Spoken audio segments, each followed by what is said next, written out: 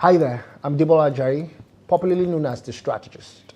Welcome to the Business Toolkit for SMEs. Do endeavor to like, share, and subscribe to my page. Someone in your community definitely needs some of the things that we talk about. In today's topic, we're going to be talking about cost. Cost is a concept that must be understood by every business owner, entrepreneur, manager, business development executive, because without a proper grasp of cost, one cannot effectively lead a business to generating revenues. In today's class, we will be talking about cost. Join me as we break down this concept and bring it to life.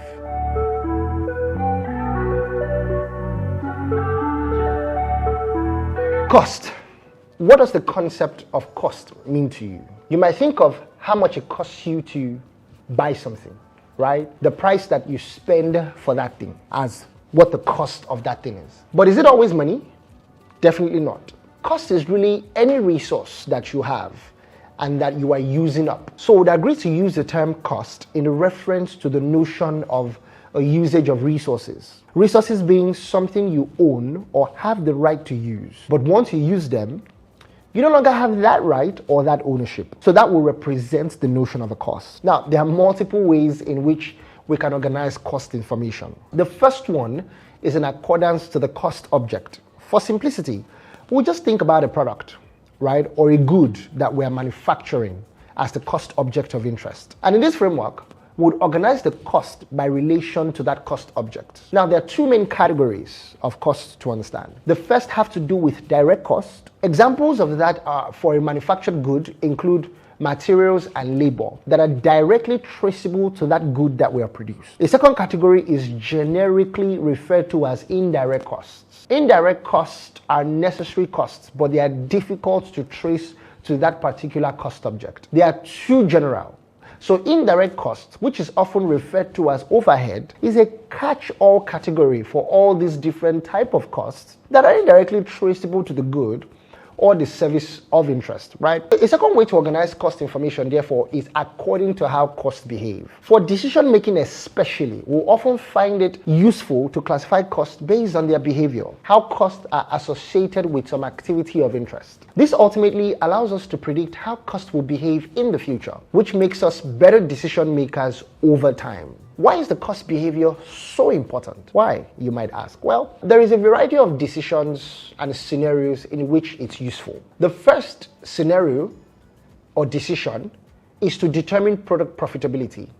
When we have multiple products that we could choose from, which of those is most profitable? Which is most in line with our organizational goals? Understanding how costs will behave in the future related to each of these products will help us to choose the right products to produce.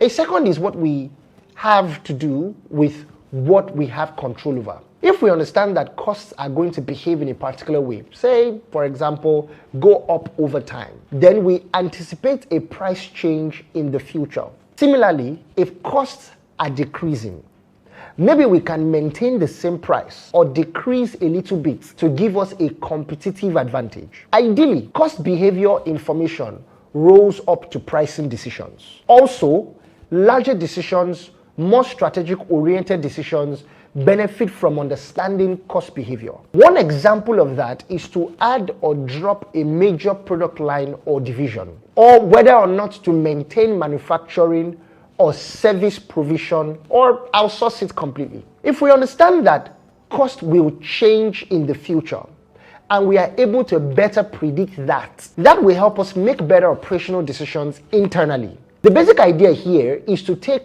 all of our costs and partition them into two departments. First is the cost that doesn't change with respect to the activity of interest, costs that we'll refer to as fixed cost. And then there's other costs that are variable, that change in relation to the activity of interest. If our activity of interest is, say, production value, fixed costs don't fluctuate over different levels of production value, but variable cost does. Understanding fixed and variable cost allows us to predict how cost will behave and make better decisions over time. It is extremely important that you have an understanding of the behaviors of your fixed and the behaviors of your variable cost, and how every strategic and business decision that you make is invariably a cost decision. Every step a business takes has cost implications.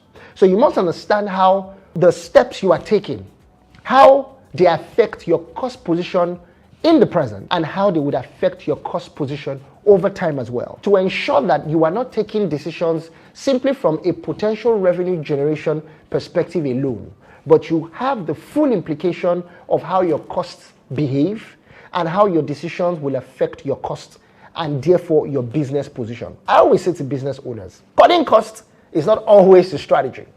Depending on what portion of the market you are seeking to play in, cost or differentiation. If you are seeking to play in the differentiation segment of the market, then cutting costs cannot be your first and important consideration, because differentiation, also known as carving out a niche position in the market, definitely always comes with higher price implications in your inputs.